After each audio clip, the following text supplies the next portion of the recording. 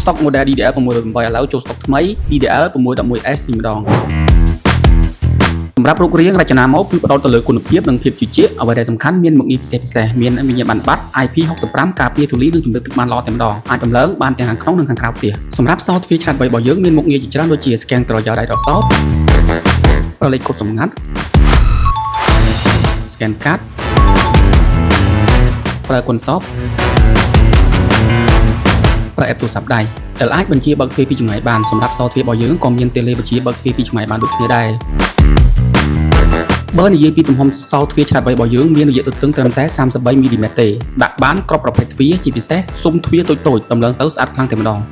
មួយទៀតសម្រាប់សោទ្វារឆ្លាតវៃរបស់យើងមានការធានាយ៉ាងត្រឹមត្រូវរហូតដល់2ឆ្នាំបើនិយាយពីតម្លៃគឺល្អខ្លាំងតែម្ដងសម្រាប់បងប្អូនដែលកំពុងស្វែងរកសោទ្វារឆ្លាតវៃតោះឥឡូវឆាតមក inbox ឬក៏ comment ក្រោមវីដេអូខាងក្រោមឬក៏អតិថិជនអាចធ្វើការបញ្ជាទិញតាមបណ្ដាដៃគូសហការដែលមាននៅដូចខាងក្រោមសូមអរគុណច្រើនសម្រាប់ការមើលវីដេអូនេះរហូតដល់ចប់